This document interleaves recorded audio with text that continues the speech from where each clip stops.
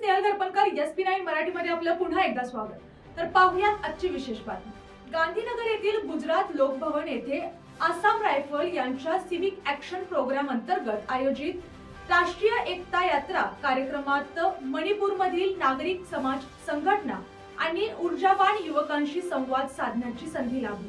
हा संवाद केवळ औपचारिक न राहता भारताच्या दोन टोकांना भावनिक आणि सांस्कृतिक धाग्यांनी जोडणारा आत्मीय सेतू ठरला। तर पाहूयात आजची सविस्तर बातमी। कार्यक्रमादरम्यान गुजरात आणि मणिपूर यांच्यातील ऐतिहासिक व सांस्कृतिक नातेसंबंध अधोरेखित करण्यात आले।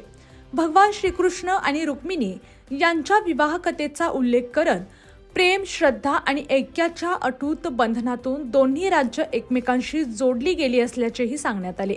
या पौराणिक संदर्भातून राष्ट्रीय एकात्मतेचा संदेश अधिक प्रभावीपणे मांडण्यात आला।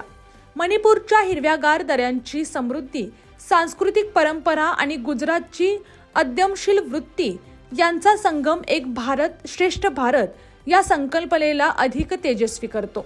विविधतेत एकता हीच भारताची खरी ओळख असून ही सांस्कृतिक संपन्नता जागतिक स्तरावर देशाची ताकद असल्याचे मत व्यक्त करण्यात आले। शांतता, परस्पर स्नेह आणि संवाद हीच शाश्वत प्रगतीची भक्कम पायाभरणी असल्याचे अधोरेखित करत गेले 11 वर्षात पंतप्रधान नरेंद्र मोदी यांच्या नेतृत्वाखाली पूर्वोत्तर भारतात पायाभूत सुविधांच्या विकासाला गती मिळाल्याचे नमूद करण्यात आले। रस्ते, पूल, कनेक्टिव्हिटी आणि विकास योजनांमुळे पूर्वोत्तर राज्य राष्ट्रीय मुख्य प्रवाहाशी अधिक दृढपणे जोडली गेली आहेत।